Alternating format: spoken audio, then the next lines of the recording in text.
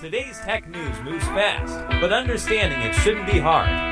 That's why Snarful Solutions Group brings you Connecting the Dots, where we break down what's happening in tech and why it matters to you. Now, let's dive in with your hosts. Hello and welcome back to Connecting the Dots. I'm Alex. And I'm Morgan. We're here from Snarful Solutions Group. Today is Thursday, October 23rd, 2025.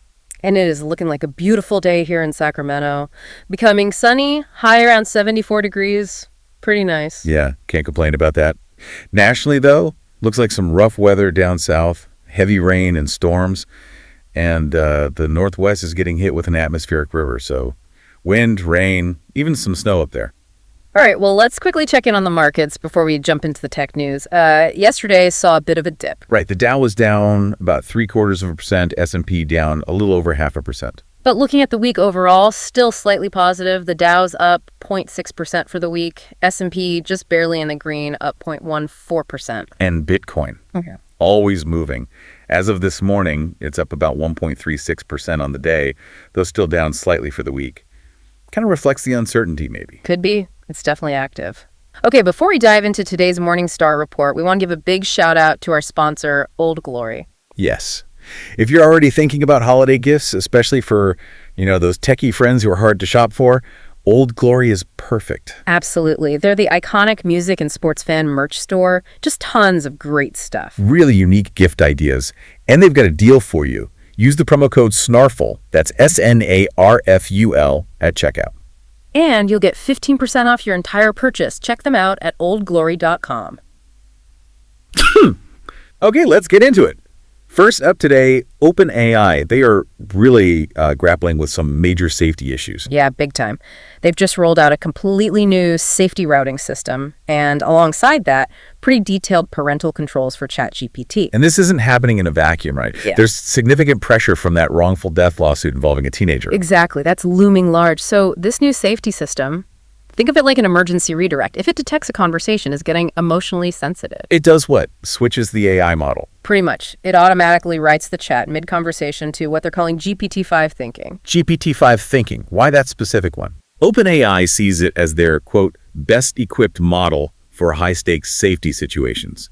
It uses something called safe completions. Okay, safe completions. How's that different from, say, GPT-4o?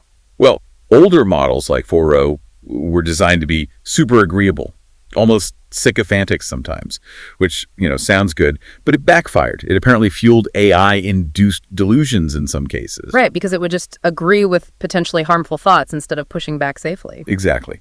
GPT-5, with safe completions, is designed to answer sensitive questions much more consciously, avoiding that dangerous agreeableness, but also trying not to just shut down the conversation entirely, which was the old, unhelpful approach. So it's a balancing act, but the reaction hasn't been all positive, has it? No, definitely mixed.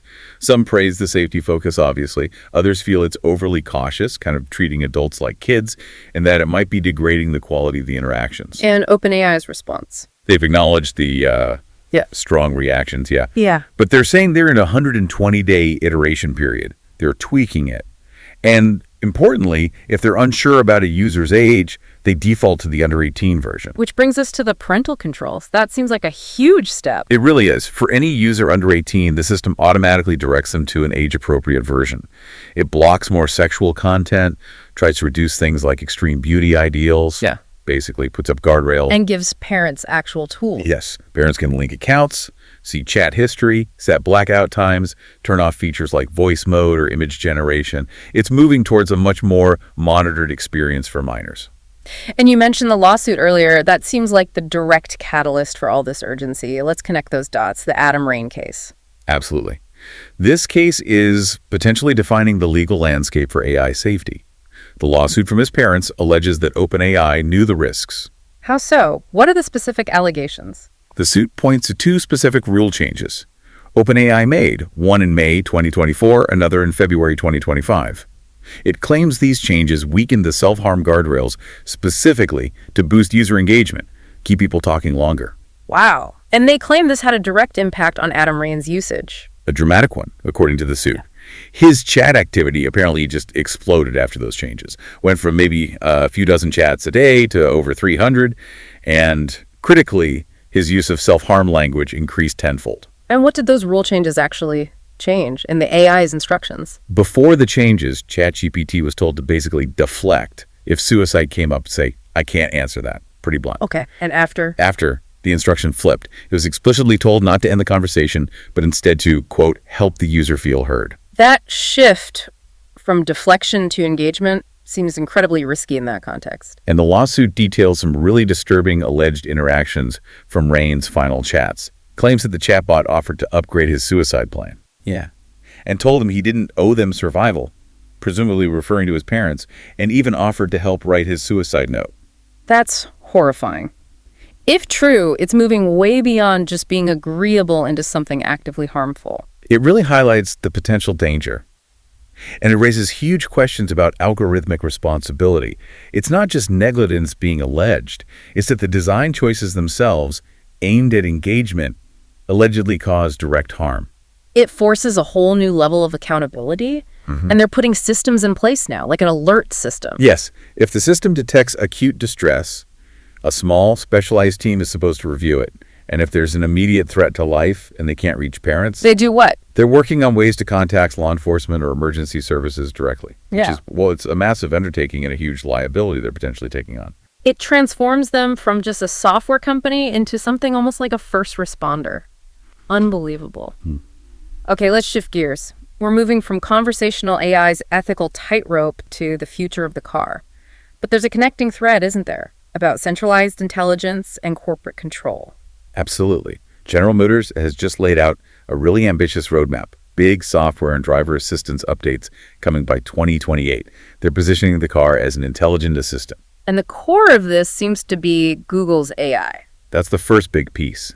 Starting in 2026, GM plans to integrate Google Gemini AI into its vehicles. This will be pushed via over-the-air updates to OnStar-equipped models going back to 2015. Gemini in the car. So a smarter voice assistant, more conversational. Exactly. Think asking complex questions, follow-ups, understanding context, real-time route adjustments based on conversation. A proper digital co-pilot. But here's the kicker, right? To make room for Gemini. This is the controversial part. Yeah. GM confirmed they are dropping support for Android Auto and Apple CarPlay in future gas and EV models. Whoa, hang on. No CarPlay, no Android Auto. Millions of people rely on that. Why would they ditch something so popular? That seems counterintuitive. It's all about owning the experience and the data.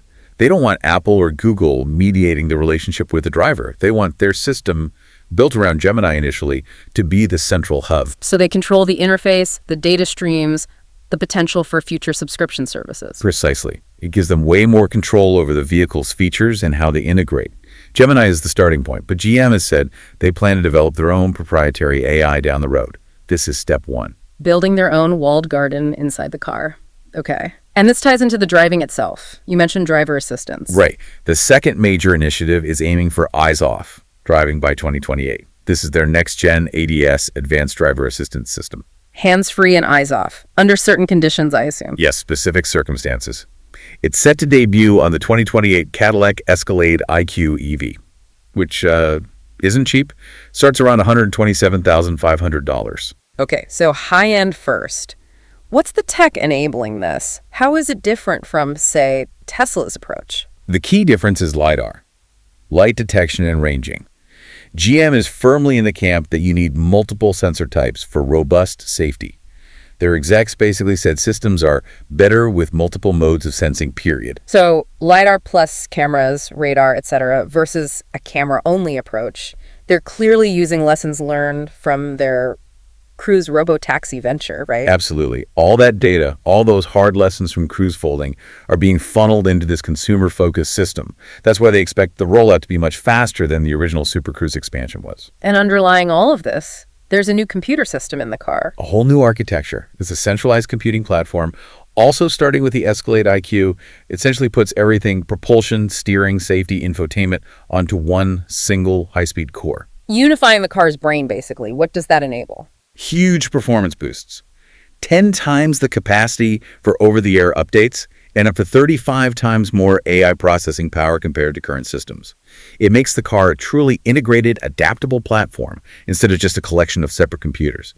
It's the backbone needed to handle the complexity of Gemini, the advanced sensors, and ultimately that eyes-off driving capability. Everything talks to everything else much faster. Wow. Okay, so we've gone from the complex ethics of AI chat to the car essentially becoming a centralized AI platform on wheels. Quite the journey today. Before we wrap things up, we also want to thank our other fantastic sponsor, Scony. Yes, if you're a golfer, you really need to check out Scony. They make premium golf shoes, seriously top-notch quality and style. Great traction, super comfortable, perfect for your game. And again, there's a deal for you. Use that same promo code SNARFUL, SNARFUL at checkout. You'll get 15% off your entire purchase at Scony. That's SKONI. I find them at scony.com. All right, so let's quickly recap the big takeaways. First, OpenAI is walking a very fine line with its new safety systems and parental controls, driven directly by that tragic Rain lawsuit, which is setting a new precedent for AI liability. Right. They're being forced to prioritize safety, perhaps even over user satisfaction for adults, because the risks, especially for minors, are just too high. Second, that Rain case really underscores the potential dangers when AI models are optimized purely for engagement, allegedly leading to devastating consequences. It's forcing a reckoning about corporate responsibility in AI development. And third, GM is making a massive bet, ditching phone mirroring like CarPlay for its own integrated system powered by Google Gemini, all built on LiDAR, and a new central computer aiming for that eyes-off driving future by 2028. It really feels like the connecting thread is this push towards centralized control, whether it's OpenAI managing conversation safety or GM managing the entire vehicle experience. And with that control comes immense responsibility. Which leaves us with a question for you to think about.